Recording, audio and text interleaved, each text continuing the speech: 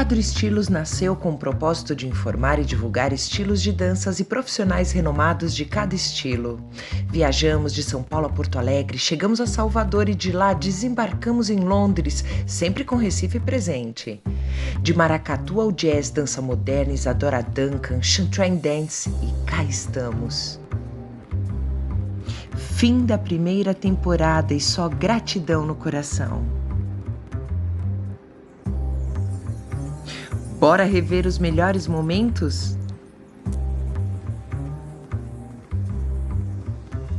Maracatu, por Samuel de Menezes. Quem é Samuel Menezes? Eu me chamo Samuel Ferreira de Menezes, sou filho de Maria Alderian Ferreira de Menezes, Francisco Rubens de Menezes, irmão de Robson Ferreira de Menezes e Andreina também Menezes. Sou artista, sou estudante, né, da vida,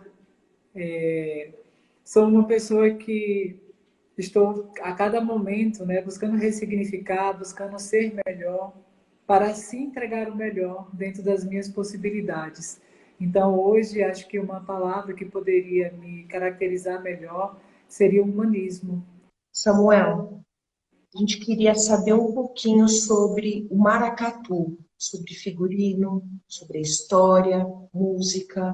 Apesar de existirem muitas visões, né, históricas, muitas hipóteses, né, que também são diferentes, né, a explicação que vai estar mais difundida dentro por alguns pesquisadores, né, estudiosos acerca desse folguedo, é que ele teria surgido a partir das coroações, né, do alto do rei do Congo, que foi uma prática, né, implantada no Brasil, supostamente, né, pelos colonizadores portugueses, e por consequência foi permitida assim pelos senhores, né, de engenhos.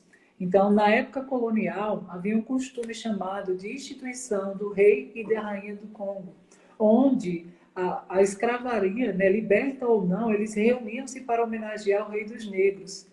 E essa festa, ou essa solenidade, ela consistia nessa eleição, nessa escolha da coroação de um rei e de uma rainha, onde, né, esses eleitos como rei e rainha do Congo, eles eram as lideranças políticas, né, entre os cativos.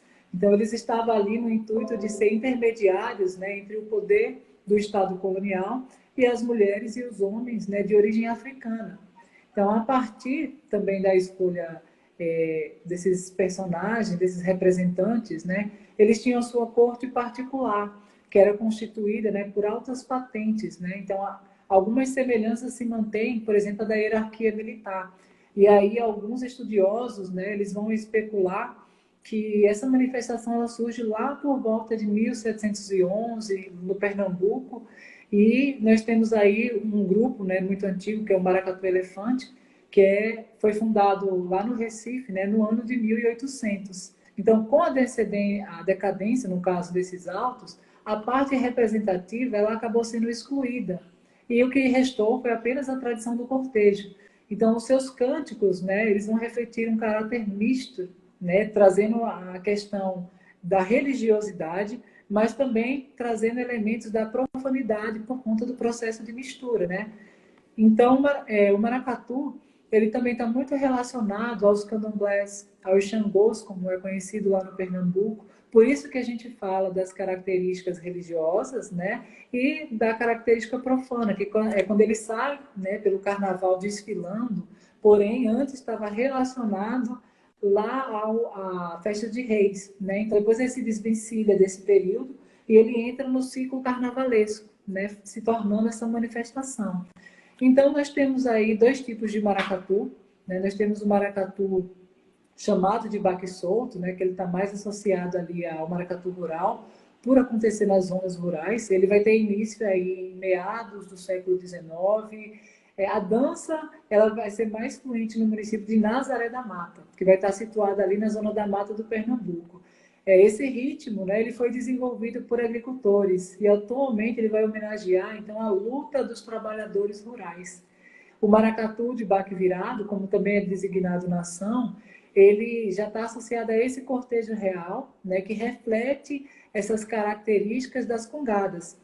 Então, antes de ouvir a corneta ou o clarim, que vão preceder assim o estandarte, né, da nação, que é uma das figuras dos personagens, né?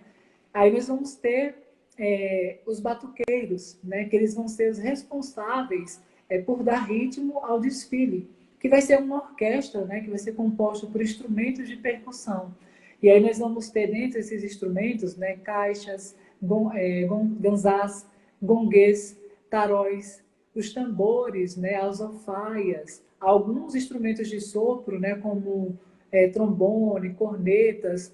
As parte que se relaciona à dança, no caso as coreografias, elas vão misturar giros, né, e pulos, que vai estar sobre esse ritmo frenético, né, que vai ser irradiado através dos tambores, né, que vai remeter justamente às congadas, né, que é uma festa popular brasileira sincretizada dentro dessas misturas.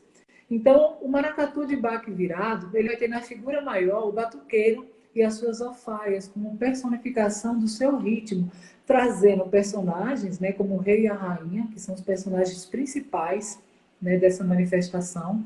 Mas aí a gente vai ter a Dama do Passo, que também é outro personagem muito importante, porque ela traz a calunga. A calunga, né, está relacionada com um ancestral ou com uma divindade, com um orixá.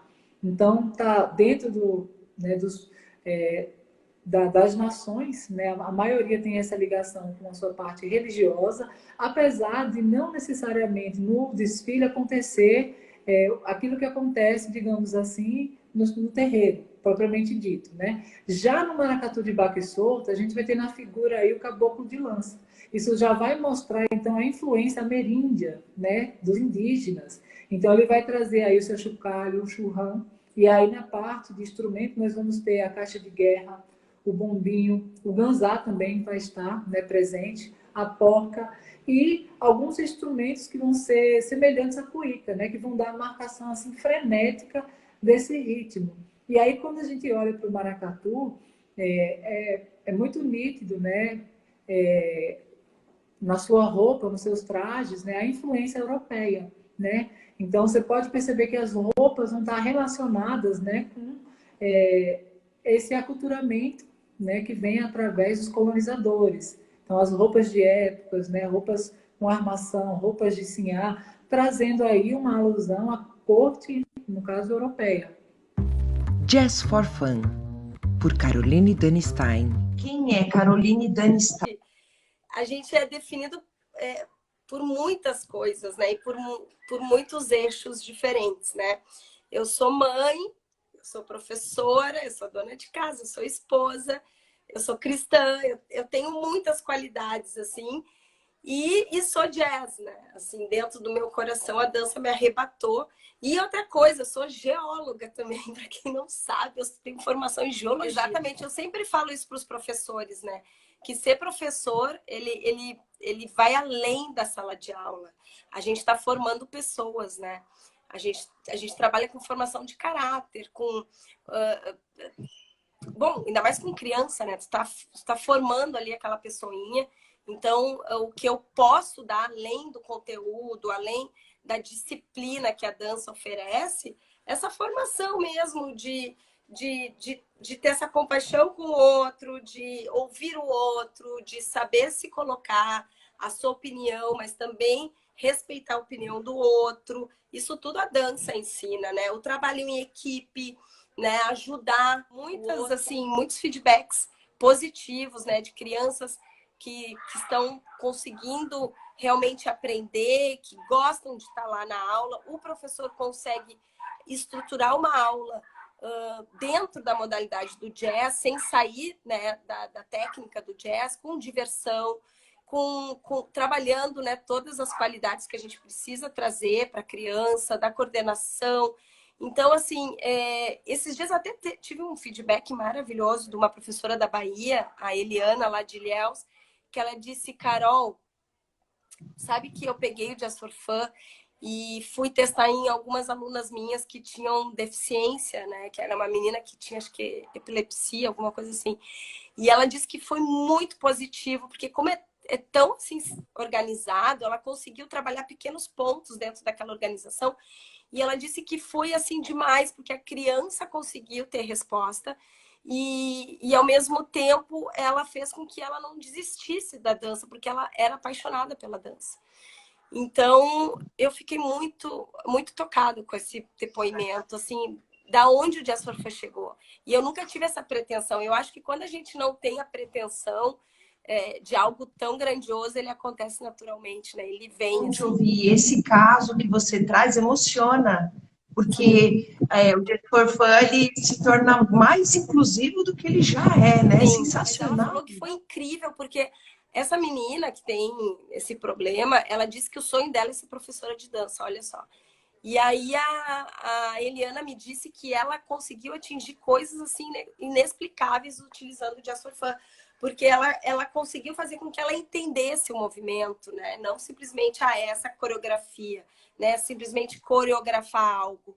Não, que realmente tivesse um caminho, uma progressão de ensino e que na cabecinha dela fazia sentido, né? Então isso é muito, muito, muito, muito, assim, para mim, muito tocante de falar. Né? Tem isso, a dança é muito mais do que isso, é muito mais do que o virtuosismo, né? A dança une pessoas, ela cura pessoas. Então, assim, para mim é muito forte isso. E quando eu vejo relatos como esse, é a primeira vez que eu estou trazendo isso aqui numa live assim aberta, é realmente muito tocante, assim, né?